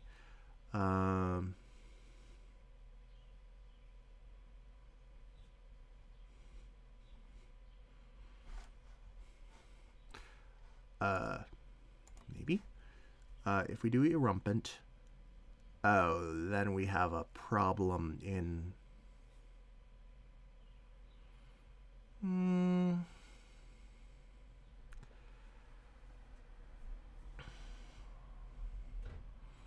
Yeah, that's not going to work. All right, so let's go back to the single letter ones. Risible, and I have to remember that whatever comes before that single letter also has to be the end of a word. Relapse, remorse, reverse.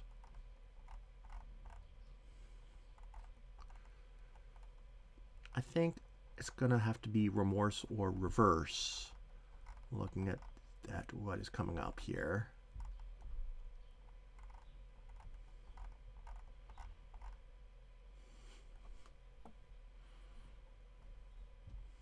Or, yeah.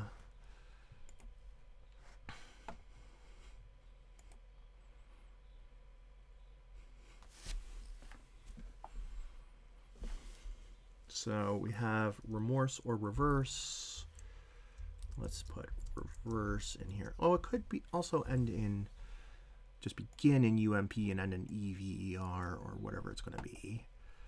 And that's going to, so UMP would be like umpire. That's not so good because of the way that 4 is going to go, but, or umpteen.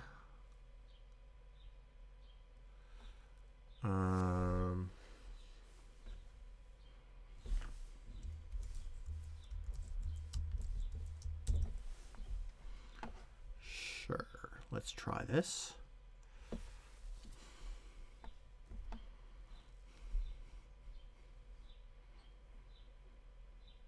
All right, I'm definitely going to have some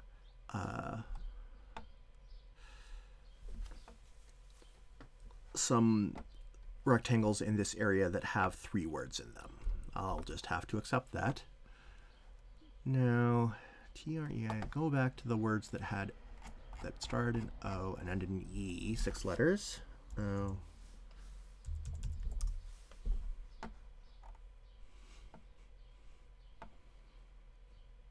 Oh, I have a T there, which makes me want something like tread or treat. So we could have O'Toole, which would mean starting with OOL, not going to happen. Odette, starting with ETT, also not going to happen. Anything else that can go with TREA? No. Is there anything else, and anything that ends in NEET to go with umpteen? Oops. Let me try that again. Get rid of that. Nothing ends in neat. All right, so umpteen is not good. Anything else end in ump besides umpire and umpteen? Umph, umpty. No.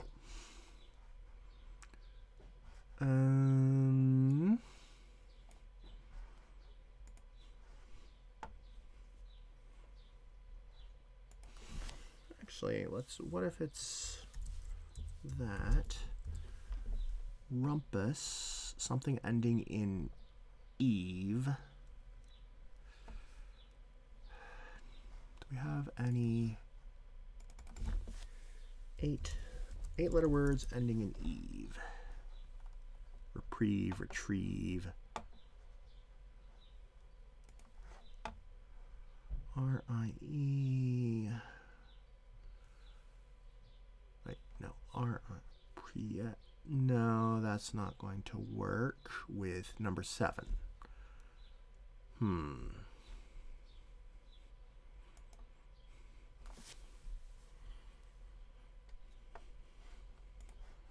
So what if it's 2 4-letter words? We have what? Nothing that I like there.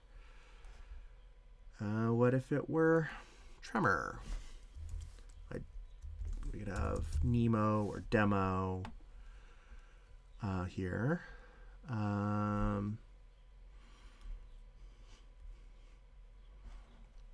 Just make sure there's not an 8-letter word ending in emo.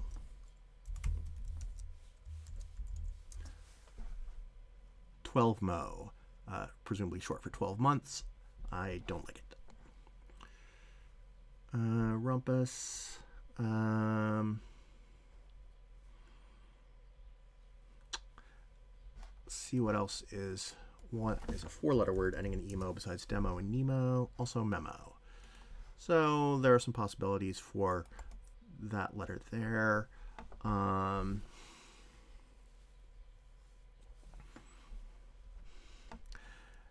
And now that I've put in rumpus, I see that I could have something ending in sure for 4 and a word beginning in A. That gives me some other possibilities that I hadn't considered before. So let's go back to, let's do a simultaneous search. Now it's 4 letters. O, 4 letters. E, A, 4 letters. And, excuse me, about to sneeze again. Excuse me. A, 4 letters, and continuing on for some time after that. Let's see what we get. A lot of these are very similar. Office, affiche.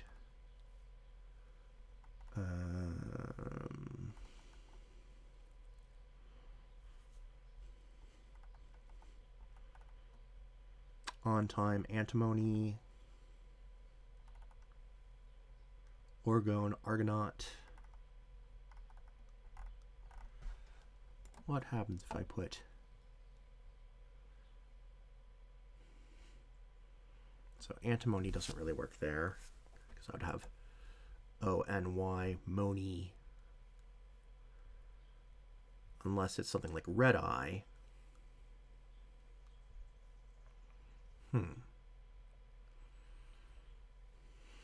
But that's mony. Mony crossing antimony seems a little bit weird. But we could have antimatter. T-E-R. I'll try it. Antimatter.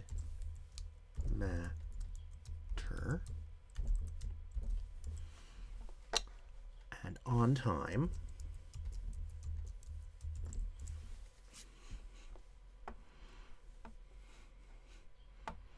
So now we're basically just have to finish off 7.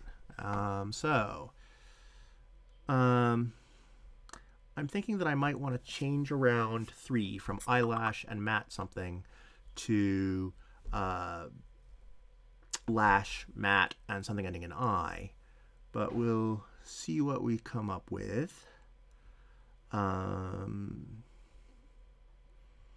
also do Edgar instead of Edge. Oh, no, I can't do Edgar at this point because I have locked in the SL below it. All right. Let's see if we have what we have. Matthew will give me W-E-H there. That's not so great, but let's see what other.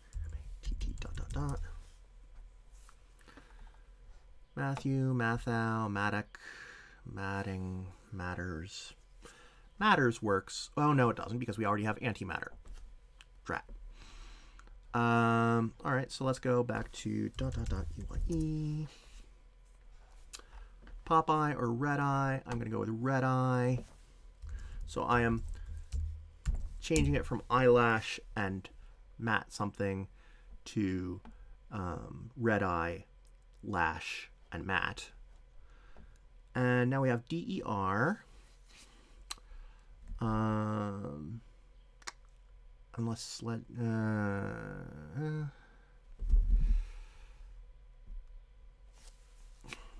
okay, so what I think I want here,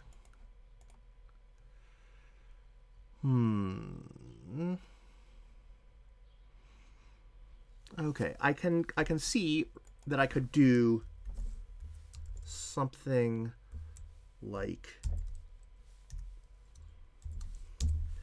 Derek, Metz, and Ledge adjacent to Memo, Rumpus, and Reek. But we have the break between the EK and the M in the same place in both words, and it's going in the same direction. If I can get around that, it would have to be somehow... Well, I had Demo, Nemo, and Memo here, so it's... Sludge... It's not going to work. That's not going to work the way I wanted it to.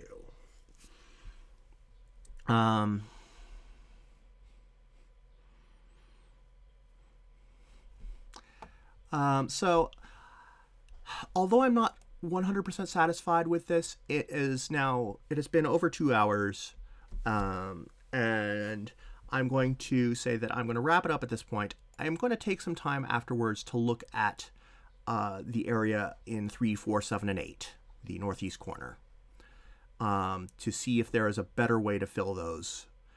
And then I'll go back and write clues, and you'll be able to see this puzzle in a couple weeks. Let me go and see if there have been any questions.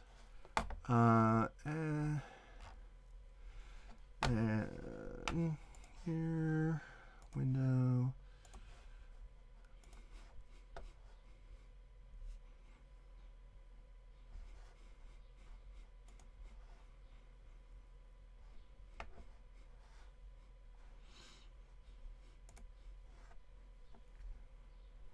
I don't think there have been any questions, unless I'm somehow missing the chat window.